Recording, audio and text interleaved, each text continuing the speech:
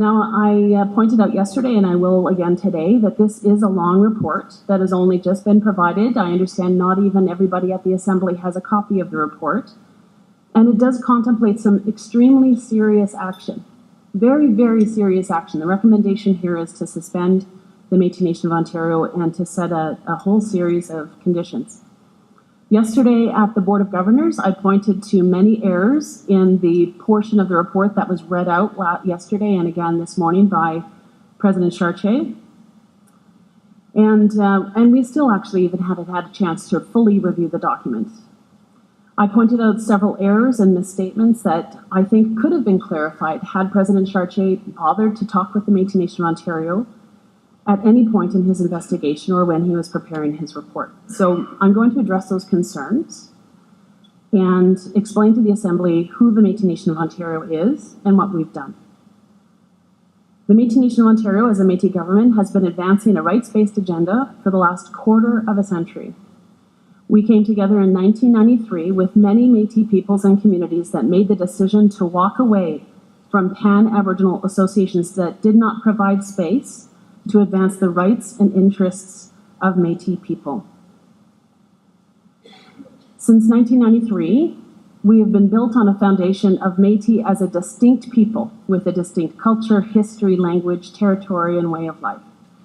This priority and these principles are embedded in our Métis Nation of Ontario Statement of Prime Purpose, which sets out our commitment to advance the Métis Nation, Métis rights, and it includes to continue our affiliation with the Métis National Council for the representation of the interests of the Métis Nation in Ontario at the national and international levels. And for the last 25 years, we have worked with Métis Nation governments across the homeland to advance our collective rights, our goals, and our priorities, and to fight for the rights and the recognition of the Métis Nation and of Section 35 rights.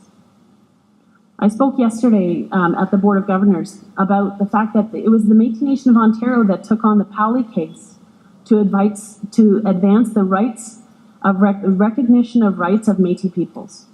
We continue to advance that case with the entire Powley family, the Sault Ste. Marie region, and all of that on behalf of the Section 35 rights of all Métis. And let's be clear on what was stated in the Powley decision. The term Métis in Section 35 does not encompass all individuals with mixed Indian and European heritage.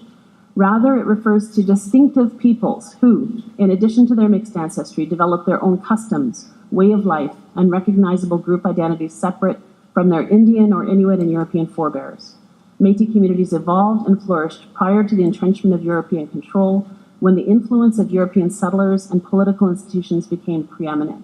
And when we are talking about Powley, and we're talking about what the test in Powley means, it explicitly says that we are not talking about mixed ancestry. That case took an enormous toll on the Powley family. And in fact, arguably, I think it probably took Steve Powley's life. Just as other governments have had to do, we advanced the Powley case with very limited resources. It was an enormous financial burden on the Métis Nation of Ontario that took many, many years to overcome. But we took it for the right reasons, and it has benefited all of us. Every Métis government has benefited from the Powley decision, and it's been a very good thing for our people.